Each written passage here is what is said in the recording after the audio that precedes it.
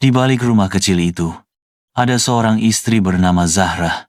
Setiap malam, saat suaminya terlelap, Zahra bangun dalam dinginnya malam. Bukan untuk mengeluh, tapi untuk mengadu. Tangannya menengadah, air matanya jatuh tanpa suara. Ya Allah, suamiku sedang lemah. Rezeki kami sempit, tapi aku yakin Engkau tidak pernah tidur. Engkau maha mendengar doa hamba-Mu yang berserah. Suaminya, Fikri, telah berbulan-bulan kehilangan pekerjaan. Hatinya hampir patah. Tapi Zahra tak pernah berhenti mendampingi. Tak pernah berhenti percaya. Pagi itu, saat Fikri hendak pergi mencari pekerjaan lagi, Zahra menggenggam tangannya. Aku sudah titipkan namamu pada langit, Mas. Insya Allah, engkau tak akan pulang dengan tangan hampa. Hari itu, keajaiban datang. Seseorang yang dulu pernah ditolong Fikri, tanpa sengaja bertemu dengannya. Ia menawarkan pekerjaan lebih baik dari yang pernah Fikri bayangkan. Fikri pulang dengan mata berkaca-kaca. Ia peluk Zahra dan berbisik, "Doamu menembus langit, Zahra." Ketika dunia memunggungi, langit tetap terbuka, dan doa seorang istri bisa menggetarkan arsinya. Beberapa bulan setelah Fikri bekerja, keadaan perlahan membaik. Namun ujian tak pernah benar-benar usai. Zahra mulai sakit, tubuhnya lemah, mudah letih. Tapi ia tetap tersenyum, tetap bangun di sepertiga malam, memanjatkan doa seperti biasa. Ya Allah, jika sakit ini penggugur dosa, aku rida. Tapi jangan biarkan aku menjadi beban bagi suamiku. Fikri bingung. Ia ingin membawa Zahra ke dokter terbaik, tapi tabungan belum cukup. Gajinya hanya cukup untuk kebutuhan sehari-hari dan sedikit cicilan rumah. Malam itu, Fikri mendapati Zahra menangis dalam sujudnya. Bukan karena kesakitan, tapi karena takut tak kuat menjadi istri yang baik. Besok harinya, tanpa diminta, bos Fikri memanggilnya. Ia diberi bonus besar karena kerja keras dan kejujurannya selama ini. "Fikri, kau layak mendapatkannya. Gunakanlah untuk keluargamu." Fikri pulang sambil menangis. Kali ini, dia yang menengadah tangan di sebelah ranjang Zahra. "Ya Allah, sembuhkan istriku. Aku tak bisa tanpanya." Zahra dibawa berobat, dan perlahan, kesehatannya membaik. Doa seorang istri menembus langit, dan cinta seorang suami dikembalikan langit dengan kasih sayang yang tak terduga. Zahra kini telah sembuh. Kesehariannya kembali dipenuhi senyum dan syukur.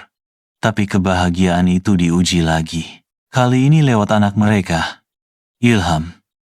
Ilham yang baru berusia 6 tahun, tiba-tiba jatuh saat bermain. Tubuhnya kejang, napasnya sesak. Mereka berlari ke rumah sakit dengan hati penuh cemas. Dokter bilang, ada gangguan pada otaknya. Butuh perawatan rutin dan terapi jangka panjang. Fikri terduduk lemas di lorong rumah sakit. Zahra memeluk Ilham erat-erat, lalu kembali pada tempat yang selalu ia tuju. Sajadah. "Ya Allah, Engkau titipkan anak ini padaku, maka Engkau pula yang paling mampu menjaganya. Aku tak punya kuasa, hanya punya harap." Malam-malam kembali sunyi, kecuali suara doa Zahra yang lirih, seperti bisikan yang merambat ke langit. Beberapa hari kemudian, datang seorang wanita ke rumah sakit. Ia mengaku sebagai relawan dari yayasan yang membantu anak-anak berkebutuhan khusus. Biaya Ilham ditanggung penuh. Terapi dan pengobatan terbaik diberikan tanpa mereka minta. Zahra hanya bisa menangis haru. "Siapa yang mengirim ibu kemari?" Wanita itu tersenyum.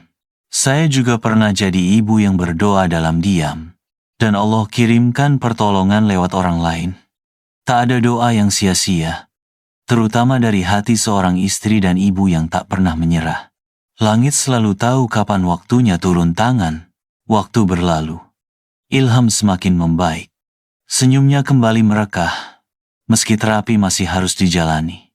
Zahra kembali pada rutinitasnya, memasak, membersihkan rumah, dan tetap setia di atas sajadahnya.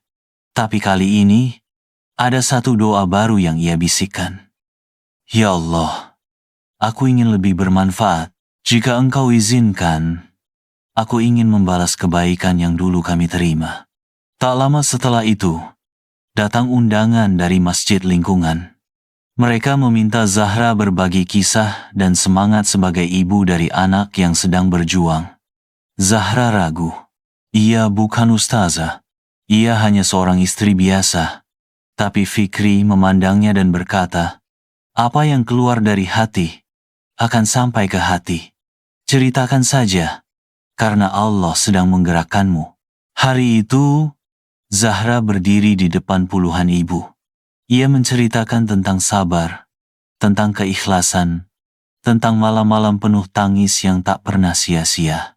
Banyak yang terisak, banyak yang tersentuh. Dan sejak hari itu, Zahra diminta untuk rutin membimbing kelompok ibu-ibu yang sedang diuji. Zahra tak mencari panggung. Ia hanya ingin menjadi cahaya kecil. Seperti cahaya yang dulu menerangi gelapnya hidup mereka. Ketika doa tak hanya diminta untuk diri sendiri, langit makin terbuka. Dan Allah tak segan mengangkat seorang istri biasa menjadi penyejuk bagi banyak jiwa. Musim hujan datang. Dan bersamanya kabar yang mengejutkan. Perusahaan tempat Fikri bekerja mengalami kerugian besar. Beberapa karyawan harus dirumahkan, termasuk Fikri. Untuk sesaat, rumah itu kembali hening. Fikri termenung.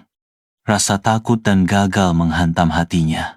Tapi Zahra tetap sama tenang dan penuh keyakinan. Mas, rezeki itu bukan hanya dari satu pintu. Jika satu tertutup, itu artinya Allah ingin kita melihat pintu lain. Malam itu Zahra kembali sujud. Tangisnya jatuh, tapi bukan karena takut miskin. Ia hanya ingin suaminya tetap kuat. Ya Allah, kuatkan suamiku. Jangan biarkan ia patah hanya karena satu kehilangan. Gantikan dengan yang lebih baik. Beberapa hari kemudian, salah satu jamaah pengajian datang ke rumah. Ia mendengar Fikri diberhentikan kerja. Kami sedang butuh orang jujur dan sabar untuk memimpin usaha distribusi sembako syariah di lingkungan pesantren. Apakah Fikri bersedia? Fikri terdiam. Tak percaya. Ia tak pernah melamar ke sana. Tapi Zahra tersenyum. Itu mungkin jawaban dari pintu yang kau kira tertutup. Pekerjaan baru itu bukan hanya lebih tenang, tapi juga lebih berkah. Fikri punya waktu lebih untuk keluarga dan beribadah. Kadang, Allah izinkan badai datang, bukan untuk menenggelamkan, tapi mengarahkan kapal kehidupan ke pelabuhan yang lebih baik. Dan doa seorang istri adalah angin lembut yang menuntun ke sana. Ilham kini tumbuh menjadi anak yang cerdas dan lembut hatinya. Namun, satu hal mulai terasa, ia sering bertanya tentang sekolah, tentang teman-teman yang belajar di tempat yang lebih baik. Ilham ingin sekolah di pesantren tahfiz, tapi biaya masuknya tak sedikit. Fikri dan Zahra kembali duduk di ruang tamu kecil itu, menghitung tabungan, menimbang kemungkinan. Angka-angka di kertas tak cukup, tapi semangat di hati mereka tak surut. Zahra kembali pada kekuatannya. Doa, ya Allah, aku hanya ingin anakku menjadi penjaga kalammu. Jika niat ini baik, maka mudahkan. Jika belum waktunya, maka kuatkan hati kami untuk menanti. Hari-hari berlalu. Ilham tetap belajar menghafal Al-Quran bersama ibunya di rumah. Satu demi satu ayat ia hafalkan, meski belum bisa masuk ke pesantren impiannya. Hingga suatu sore, saat Fikri sedang bekerja, datang panggilan dari pengurus masjid setempat. Mereka membuka beasiswa penuh untuk anak-anak yatim dan duafa yang ingin mondok. Dan nama Ilham masuk dalam daftar. Zahra menatap surat itu dengan mata basah. Tapi kami tak pernah mendaftar. Pengurus masjid tersenyum. Kami tahu perjuangan kalian. Nama Ilham diajukan oleh salah satu jamaah pengajian. Katanya, ini anak dari ibu yang doanya selalu menyentuh langit. Tak perlu dikenal dunia, cukup dikenal oleh langit. Tak perlu bicara banyak, cukup berdoa dalam diam. Karena ketika niatnya murni karena Allah, langit yang akan mencatat, dan bumi yang akan menyaksikan keajaibannya. Hari-hari Zahra kini lebih sunyi. Ilham sudah mondok. Fikri sibuk dengan usaha barunya. Namun, di balik sepi itu, Zahra tak pernah merasa sendiri. Ia punya sahabat yang setia menemani, sajadah, dan doa-doa yang tak pernah putus. Satu malam, setelah syalat tahajud, Zahra termenung. Bukan karena sedih, tapi karena rindu. Ia rindu menolong, rindu berbagi. Ya Allah, jika hidupku ini masih, Kau izinkan, jadikan aku jalan kebaikan untuk orang lain. Beberapa hari kemudian, pengurus masjid datang lagi. Kali ini bukan membawa bantuan, tapi sebuah permintaan. Ibu Zahra, kami ingin membuka kelas mengaji dan bimbingan doa untuk para ibu. Kami ingin ibu yang memimpin. Zahra tersentak. Saya bukan ustazah. Tapi doa-doa ibu mengubah hidup, dan kami butuh orang yang tahu cara bicara kepada langit. Akhirnya, Zahra setuju. Setiap pekan, puluhan ibu datang. Belajar bukan hanya tentang bacaan, tapi juga tentang keyakinan. Zahra mengajarkan hal sederhana, bahwa doa bukan sekadar kata, tapi ketundukan, pengharapan, dan cinta pada takdir ilahi. Satu persatu, para ibu mulai merasakan perubahan. Suami yang dulunya kasar, mulai lembut. Anak yang nakal, mulai taat. Rezeki yang sempit mulai lapang. Dan semua bermula dari doa. Doa seorang istri. Ketika seorang istri bangkit, tak hanya keluarganya yang terselamatkan, tapi seluruh lingkungannya bisa berubah. Karena doa yang menembus langit akan turun sebagai cahaya di bumi. Waktu terus berjalan. Rambut Zahra mulai dipenuhi uban. Geraknya tak secepat dulu, tapi wajahnya tetap bersinar. Ada ketenangan yang tak bisa dibeli oleh apapun. Ilham kini remaja. Hafalan Qur'annya hampir lengkap. Fikri pun makin teguh memimpin usaha yang kini diberkahi. Namun suatu malam Zahra terbaring lemas. Batuknya tak kunjung reda. Nafasnya berat. Fikri membawanya ke rumah sakit. Dokter berkata, Zahra mengalami gangguan paru-paru kronis. Perlu perawatan jangka panjang. Dan tak boleh terlalu lelah. Fikri terdiam. Matanya berkaca. Tapi Zahra hanya tersenyum. Mas, bukankah kita sudah terlalu sering melihat keajaiban? Kalau ini waktuku diuji lagi, aku sudah siap. Di rumah sakit Zahra tetap tak lupa. Ia masih berdoa, bukan untuk kesembuhan, tapi untuk kekuatan menerima takdir. Ilham duduk di samping ibunya. Ia menggenggam tangan Zahra dan berbisik, Ummi, sekarang gantian Ilham yang doakan Ummi. Ilham yakin, langit juga mendengar doa anak saleh kan?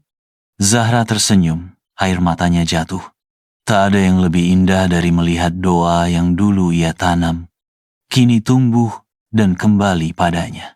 Doa yang dulu ia kirim ke langit, kini berbalik menyelimuti dirinya. Dari seorang anak, dari seorang suami, dari kehidupan yang dulu ia bentuk dengan sabar dan air mata. Karena doa yang tulus tak pernah benar-benar hilang. Ia hanya menunggu waktu untuk pulang. Hari-hari Zahra kini lebih banyak di tempat tidur. Tapi lisannya tak pernah berhenti berzikir. Matanya tak lagi kuat membaca, tapi hatinya tetap menghafal doa-doa lama. Suatu malam, hujan turun pelan. Fikri duduk di samping ranjang, menggenggam tangan Zahra yang mulai dingin. Ilham membacakan Al-Quran di ujung kamar.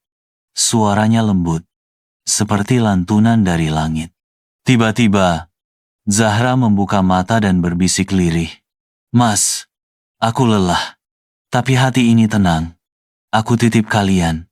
lanjutkan hidup dengan doa. Air mata Fikri tumpah. Ia menunduk, mencium tangan istrinya yang dulu selalu menggenggamnya dalam doa. Ilham pun memeluk ibunya erat, seraya melanjutkan hafalannya.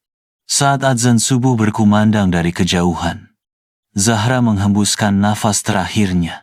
Dalam tenang, dalam zikir, dalam keikhlasan. Tak ada tangisan histeris di rumah itu.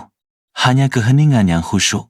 Karena mereka tahu, bidadari rumah mereka sedang kembali kepada Robnya, membawa setumpuk doa yang menembus langit, dan meninggalkan warisan tak ternilai, kesabaran, keteladanan, dan cinta yang tulus karena Allah. Tak semua kisah cinta berakhir dengan dunia. Sebagian berlanjut menuju akhirat, dan doa seorang istri tak pernah benar-benar berakhir saat jasadnya terbaring. Ia hidup dalam jiwa suami yang terus tegar, dalam langkah anak yang tumbuh dalam Al-Quran, dan dalam setiap hati yang pernah ia sentuh dengan doanya. Tahun-tahun berlalu, rumah kecil itu kini menjadi tempat singgah para pencari ilmu. Di ruang tamu yang dulu penuh isak tangis, kini terdengar lantunan ayat suci dan doa-doa dari para santri yang datang belajar kepada Fikri dan Ilham. Ya, Ilham kini menjadi pengajar Al-Quran. Ia melanjutkan warisan ibunya bukan harta, tapi kekuatan doa dan cinta kepada Allah. Fikri tak menikah lagi. Ia memilih mengabdikan hidupnya untuk membina para pemuda.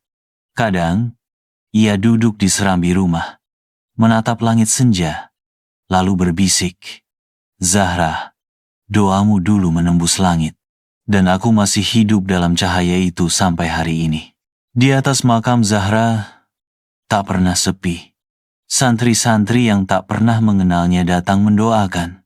Mereka hanya tahu, di bawah batu nisan itu, bersemayam seorang wanita yang dengan doanya, banyak jiwa menemukan jalan pulang kepada Allah. Inilah akhir kisah seorang istri biasa, yang dengan lisannya mengguncang langit, yang dengan sabarnya mengubah takdir, yang dengan cintanya menuntun generasi menuju cahaya. Jika kau merasa kecil dan tak berarti, ingatlah Zahra. Ia tak dikenal dunia, tapi dicintai langit, dan doanya masih bergema hingga hari ini. Jangan lupa subscribe, like, dan tulis komentarmu ya.